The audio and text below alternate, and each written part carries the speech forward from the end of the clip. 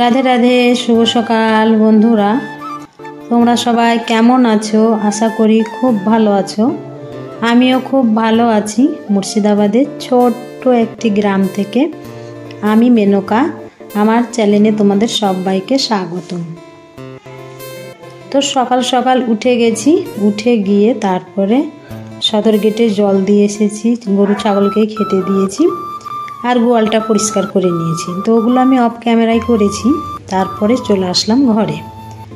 তো ঘরে এসে যে অগোছালো বিছানা, তো সেটাকেই ঝেড়ে পরিষ্কার করে নিব। তো আজকে বিছানার চাদরটা পাল্টিয়ে দিলাম।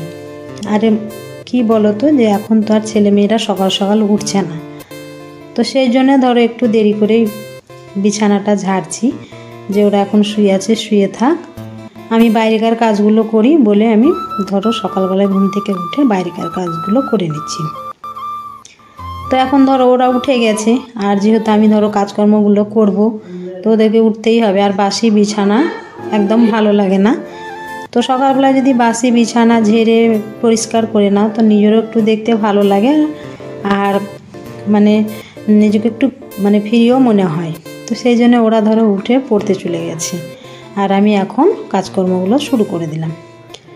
তো আমি আমার কাজকর্মগুলো করতে থাকছি, আর তোমরা আমার সংসারের কাজকর্মগুলো দেখতে থাকো।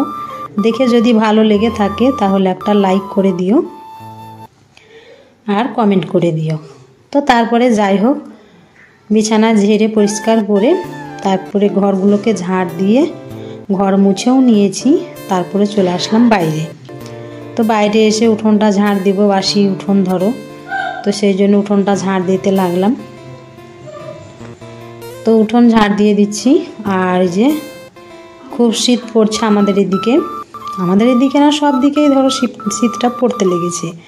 তো সেই জন্য এই যে ছাগলটার আমার প্রচুর শরীর খারাপ, আর ওর পেছনে বেশ কয়েকশো টাকা আমার খরচ হয়েছে। তো সেই জন্য ভয়ে ভক্তি ধরো, তো এই যে ওর সকাল সকাল কি বলো তো, ওর গা এখনও ধরো জ্বর আছে, জ্বর হয়েছিল, আর পেট ফেপে গিয়েছিলো, যে সেই খারাপ সিমগুলো খেতে দিয়েছিলাম সেই জন্যে। তো ওর ধরো গা গোটাই কাটা দিয়ে দিচ্ছে, তো সেই জন্য ওর মাকে আর ওকে সোয়েটার পরিয়ে দিয়েছি। তো যাই হোক, তারপরে যে উঠোনটা ঝাড় দিয়ে চলে আসলাম এই যে রাস্তাটা ঝাড় দিতে। তো দেখতেই পাচ্ছ সকাল সকাল সব নিজের নিজের কাজে চলে যাচ্ছে। কেউ যাচ্ছে রাজমিস্ত্রি কাজ করতে, কেউ যাচ্ছে মাঠে কাজ করতে, আর আমি তো আমার বাড়ির কাজকর্ম করছি। তো ঝাড় দিয়ে দিলাম রাস্তাটা। তারপরে যে বিছানার চাদরগুলো খুললাম, বালিশের কভারগুলো খুললাম, তো সেগুলোকে নিয়ে চলে আসলাম কলপাড়ে। তো এখন সব কাজ হয়ে গেছে। এই বিছানার চাদরগুলো যে সার্ফে ভিজিয়ে দিব, তারপরে কাঁচা ধোয়া করে নেব, দিয়ে স্নান করে নেব। তো ভিজতে দিলাম। তো ভিজতে দিয়ে তারপরে আমি এবারে ব্রাশ করব। তো ব্রাশ করতে করতে যতক্ষণ ভিজবে, তারপরে আবার ধরো কেচে দেব। তো যে জল টিপে নিচ্ছি, এক বালতি তো জল টিপে নিয়ে রেখে তারপরে ব্রাশটা করব।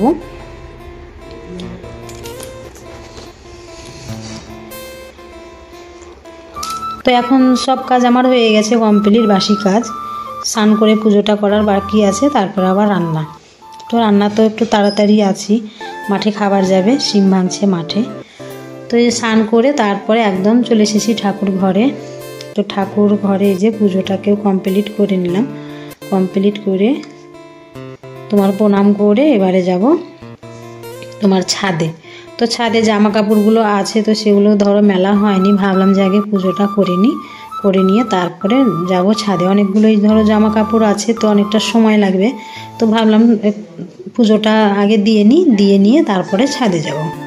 তো আগের দিনের এই যে কয়েকটা ছিল, ছেলের জামা প্যান্ট ছিল, আর ওর বাবার এই যে লুঙ্গিটা ছিল, তো ওটাকেও নিয়ে চলে আসলাম। একটু ভিজা ভিজা লাগছে, তো মেলে দিলাম। তারপরে এই যে সমস্ত জিনিসগুলো আছে, তো সব মেলে দিচ্ছি। আর এই যে সব দিকেই দড়ি টাঙিয়েছি, আর সব দিকে দড়ি টাঙিয়ে কি বলো তো, এক একদিন এত সার্ফে কাচা হচ্ছে, তো ধরো সেদিন আর জায়গা পাচ্ছি না, তো সেই জন্য সব দিকে দড়ি বেঁধে দিতে বলেছি, তো দড়ি বেঁধে দিয়েছে। তো এখন আর কোনো জায়গার ধরো কষ্ট হচ্ছে না, তো ঠিক জায়গায় মেলে দিচ্ছি। আর এখন তো রোদটাও ভালো পড়ছে, তোমার রাত্রে শীত পড়ছে ঠিকই, কিন্তু দিনের বেলায় বেশ ভারী সুন্দর রোদ দিচ্ছে। তো এখন খুব সুন্দর রোদ উঠেছে ছাদে। তো এই যে সব দিকেই মেলে দিলাম। তো এই যে এইদিকেও একটা দড়ি আছে, দেখো মানে এই দিককার দড়িটা ফাঁকাই থাকলো, শুধু একটা যে শাড়িটা দিলাম তাই। তো তারপরে যে চলে এসেছি চা করতে। তো চা বসিয়ে দিয়েছি। তো শীতের দিনে গরম গরম এক কাপ চা না খেলেই না, তো সেই জন্যে চাটা খেয়ে চলে এসেছি ভাত বসাতে। তো ভাতটা বসিয়ে দিয়েছি, তো চাল নিয়ে আসলাম। তো চালটা ধুয়ে দিব, চাল ধুয়ে দিয়ে তারপর আবার ধরো সবজি বানানোর আছে, তো সবজিগুলো বানাবো। তো আগে চালটা ধুয়ে দিই, চালটা ধুয়ে দিয়ে একটা কাঠ ধরো মোটা কাঠ ভরে দিয়েছি, আস্তে আস্তে ভাত হচ্ছে। আর আমি এদিকে চলে আসলাম এই যে সবজিগুলো বানাতে। তো এই বাঁধাকপিটা নিয়ে এসেছে জানো, 2 দিন হয়ে গেল। তো বাঁধাকপিটা যে মাছের মাথা দিয়ে না করলে মানে আমার ছেলে মেয়ে পছন্দ করে না, এমনি তো খাবেই না, আর মাছের মাথা দিয়ে যদি রান্না করি তাহলে ওরা একটু পছন্দ করে।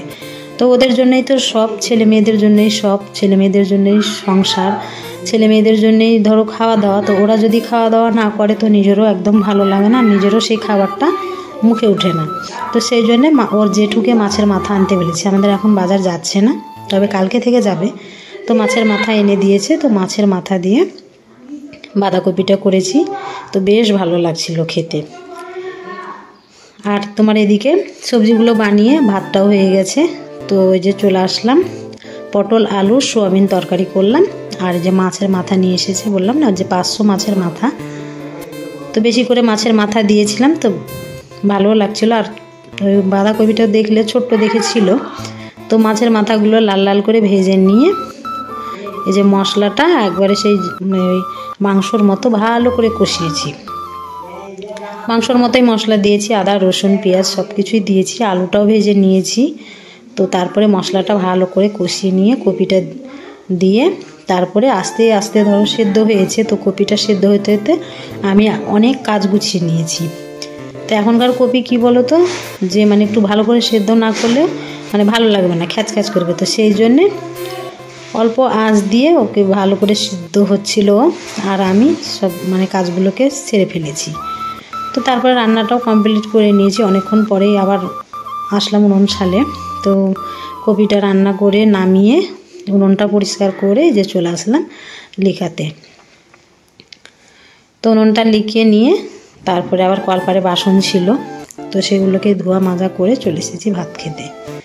তো যে ভাত নিয়ে বসে গেছি, যে বললাম না যে কপিটা এত ভালো লাগছিল খেতে, তো ওই বাঁধাকপিটা দিয়েই মেখে মেখে ভাত খাচ্ছি।